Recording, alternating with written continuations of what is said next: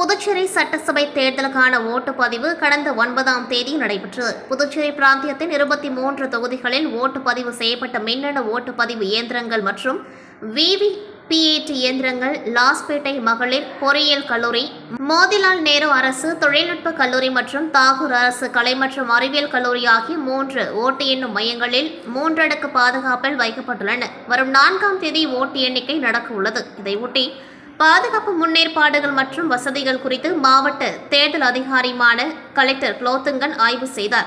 தேர்தல் முடிவுகளை உடனுக்குடன் பொதுமக்களுக்கு தெரிவிக்க ஏதுவாக உரிய வசதிகளுடன் கூடிய ஊடக மையம் அமைப்பது குறித்து ஆய்வு செய்யப்பட்டது.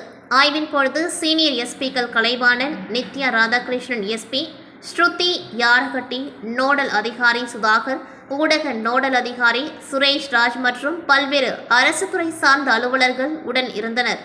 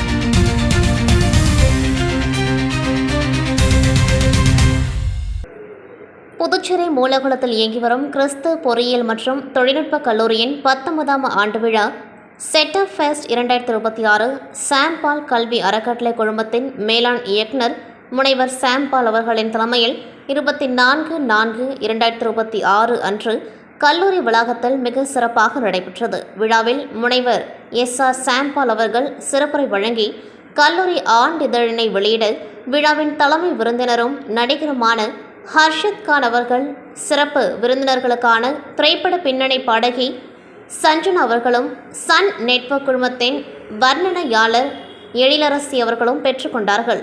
கல்லூரியின் முதல்வர் முனைவர் சிவக்குமார் வரவேற்புரை வழங்கினார். கல்லூரியின் இயக்குனர் குமரவேல், தலைமை நிர்வாக அதிகாரி சுப்பிரமணியன் ஆகியோர் உடனிருந்து விழாவினை சிறப்பித்தனர். விழா உரையின் சிறப்பம்சமாக மாணவர்களை பொறுப்புள்ள குடிமக்களாக மாற்றுவதற்கான நெறிமுறை விழுமியங்களை மாணவர்களுக்கு புகுத்துவதனை கல்லூரி நிர்வாகம் தொடர்ந்து செய்து வருவதாக முனைவர் சாம்பால் தெரிவித்தார். இவ்விழாவில் 2024-25 கல்வியாண்டில் சிறப்பாக பயின்று பல்கலைக்கழக அளவிலும் கல்லூரி அளவிலும் இடங்களை பிடித்த மாணவ மாணவியருக்கும் சிறப்பாக பணிபுரிந்து அதிகப்படியான தேர்ச்சி விழுக்காட்டினை அளித்த பேராசிரியர்களுக்கும் பரிசுகளும் சான்றிதழ்களும் வழங்கப்பட்டன. விளையாட்டுப் போட்டியில் வெற்றி பெற்ற மாணவர்களுக்கு கோப்பைகளும் சான்றிதழ்களும் வழங்கப்பட்டது. விழாவின் இறுதியில் மாணவ மாணவியரின் கலை நிகழ்ச்சிகள் நடைபெற்றன. சாம்பால் கல்வி அறக்கட்டளை குழுமத்தின் அனைத்து கல்லூரி முதல்வர்கள், அனைத்து துறை தலைவர்கள், இணை பேராசிரியர்கள், துணை பேராசிரியர்கள், மாணவ மாணவியர், பெற்றோர்கள் என அனைவரும் கலந்து கொண்டு விழாவினை சிறப்பித்தனர். புதுச்சேரி மாநிலத்தில் மிகவும் பிரசித்தி பெற்ற பரிகார ஸ்தலமாக விளங்கும் பிள்ளையார்குப்பம் அருள்மிகு ஸ்ரீ கூத்தாண்டவர் திருக்கோவிலில் தேர் திருவிழா வெகு சிறப்பான முறையில் நடைபெற்றது. முன்னதாக அருள்மிகு ஸ்ரீ கூத்தாண்டவர் சுவாமி திருக்கோவில் திருவிழாவினை முன்னிட்டு செட்டியார் மரபினர் கொடியேற்றம் மற்றும் கிராம மக்கள் கொடியேற்றம் நிகழ்ச்சி, காப்பு கட்டுதல் நிகழ்ச்சி நடைபெற்றது. மேலும் முக்கிய நிகழ்வாக நேற்று திருக்கல்யாணமும் இன்று தேர் திருவிழாவும் வெகு சிறப்பான முறையில் நடைபெற்றது. தேர் திருவிழாவில் துணை மாவட்ட ஆட்சியர் குமரன், தாசில்தார் சந்தோஷ்குமார் ஆகியோர் கலந்து கொண்டு தேரை வடம் பிடித்தெழுத்து தேரோட்டத்தினை துவக்கி வைத்தனர். இவ்விழாவில் புதுச்சேரி, தமிழகம் மற்றும் பல்வேறு மாநிலங்களில் இருந்து ஆயிரக்கணக்கான திருநங்கைகள் மற்றும் பொதுமக்கள் கலந்து கொண்டு சுவாமி தரிசனம் செய்தனர்.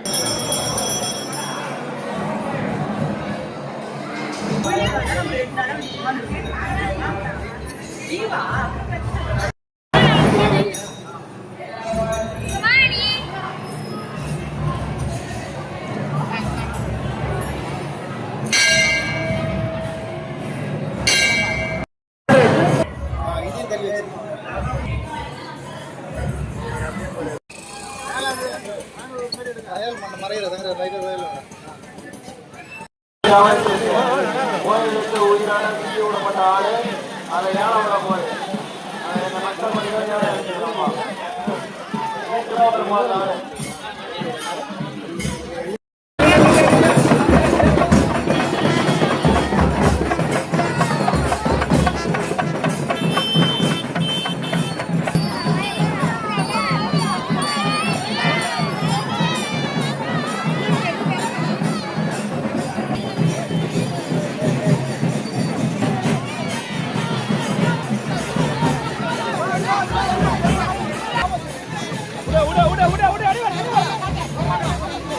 புதுச்சேரி வில்லியனூர் அடுத்த பிள்ளையார்குப்பம் கிராமத்தில் புகழ் வாய்ந்த கூத்தாண்டவர் கோவில் உள்ளது.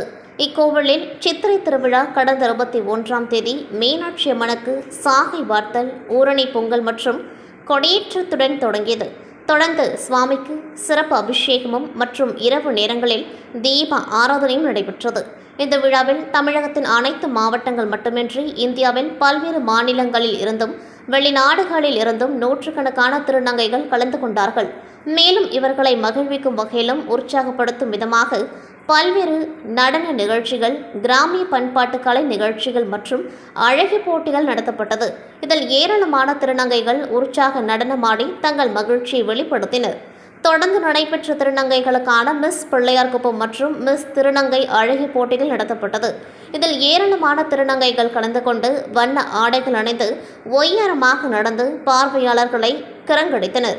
போட்டியில் முதல் 3 இடங்களை பிடித்த திருநங்கைகளுக்கு வில்லியனூர் காவல் ஆய்வாளர் கலைச்செல்வன் மற்றும் உதவி ஆய்வாளர் ராஜேஷ் ஆகியோர் பரிசுகள் மற்றும் விருதுகளை வழங்கி கௌரவித்தனர். இந்த விழாவில் புதுச்சேரி மட்டுமின்றி சுற்றுவட்டார பகுதிகளை சார்ந்த ஏராளமான பொதுமக்களும் திருநங்கைகளும் கலந்து கொண்டார்கள். விழாவிற்கான ஏற்பாடுகளை கோவில் நிர்வாகத்தினர் செய்திருந்தனர்.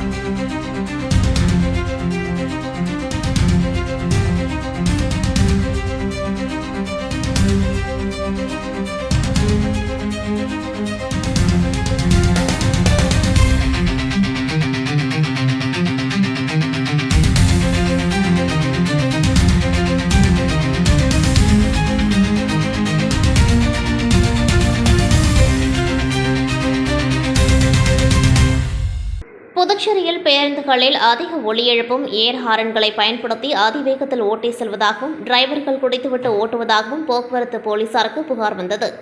இதையடுத்து பேருந்து உரிமையாளர்களை போக்குவரத்து போலீசார் அழைத்து கூட்டம் நடத்தினர். ஏர் ஹாரன்களை பொருத்தக்கூடாது, டிரைவர்கள் குடித்துவிட்டு பேருந்துகளை ஓட்ட அனுமதிக்கக்கூடாது, இல்லாவிட்டால் உரிய நடவடிக்கை எடுக்கப்படும் என போலீசார் எச்சரிக்கை விடுத்தனர். ஆனால் இதனை சிலர் சரிவர கடைபிடிக்கவில்லை என்ற புகார் வந்தது.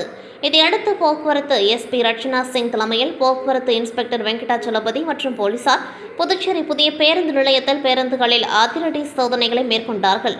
மாலை 6 மணிக்கு துவங்கி இரவு 9 மணி வரை இச்சோதனை நடத்தப்பட்டது.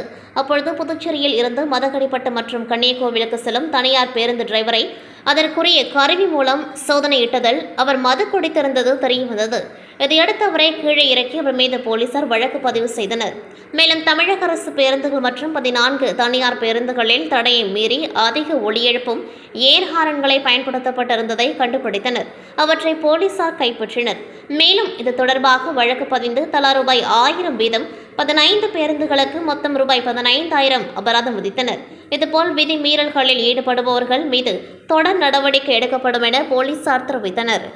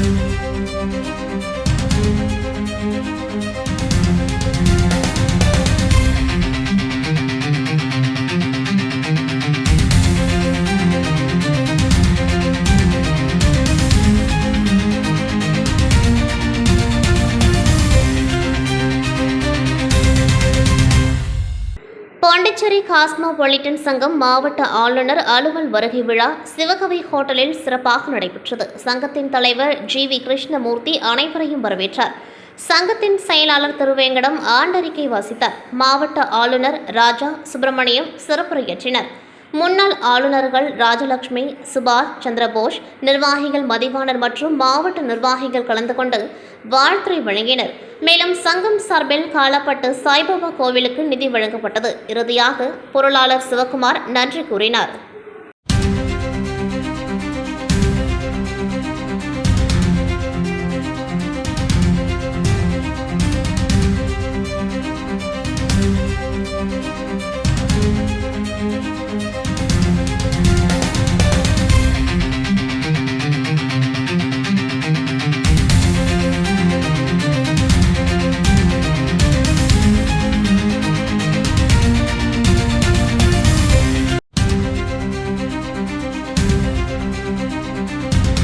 கடலூர் மாவட்டம் விருதாச்சலம் பகுதியைச் சேர்ந்தவர் செந்தில்குமார். இவர் நெய்வேலி NLCயில் தற்காலிக பணியாளராக வேலை செய்து வருகின்றார்.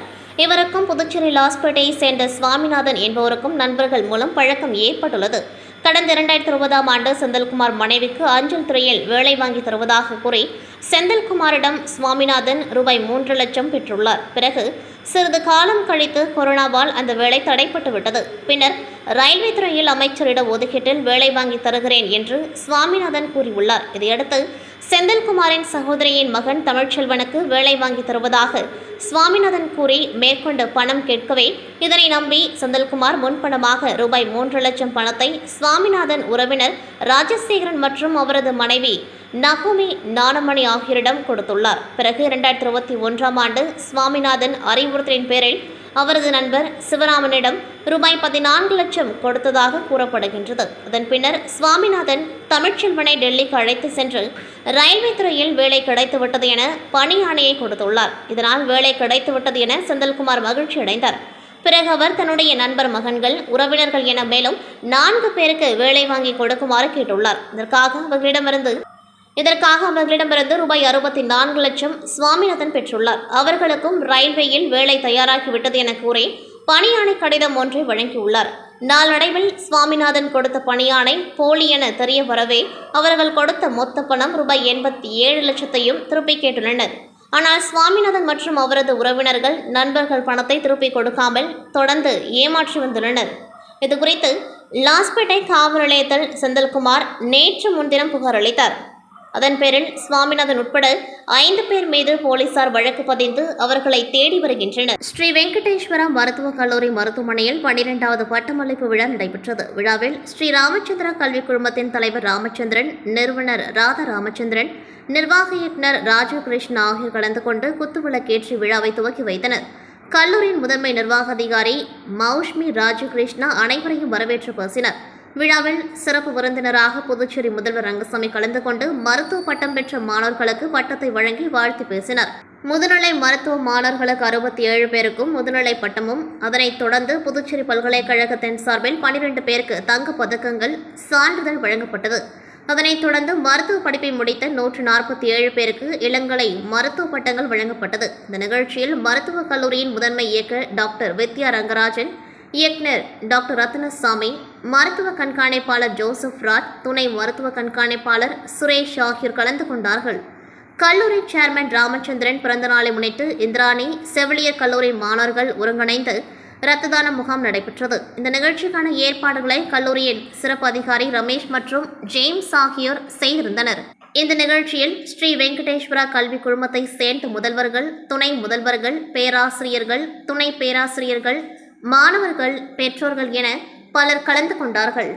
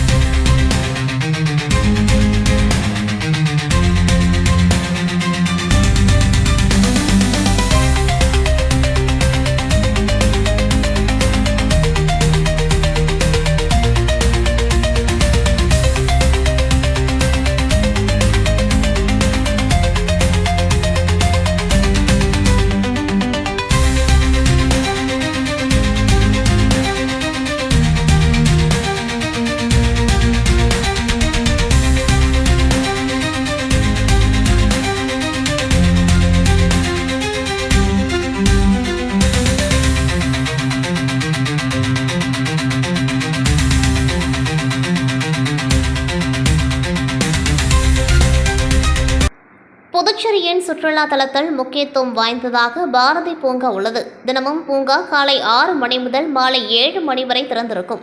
இந்த பூங்கா புதுச்சேரி நகராட்சி சார்பில் பராமரிக்கப்பட்டு வருகின்றது. தினமும் ஏராளமான சுற்றுலா பயணிகள் பூங்காவுக்கு வந்து செல்கின்றனர். வார விடுமுறை நாட்களில் உள்ளூர் மக்கள் தங்கள் பிள்ளைகளுடன் வந்து பொழுதுபோக்கும் இடமாக பயன்படுத்துகின்றனர். சிறுவர்கள் விளையாடுவதற்கு ஊஞ்சல், சீசா, சறுக்கு போன்ற விளையாட்டு உபகரணங்கள் அமைக்கப்பட்டுள்ளது.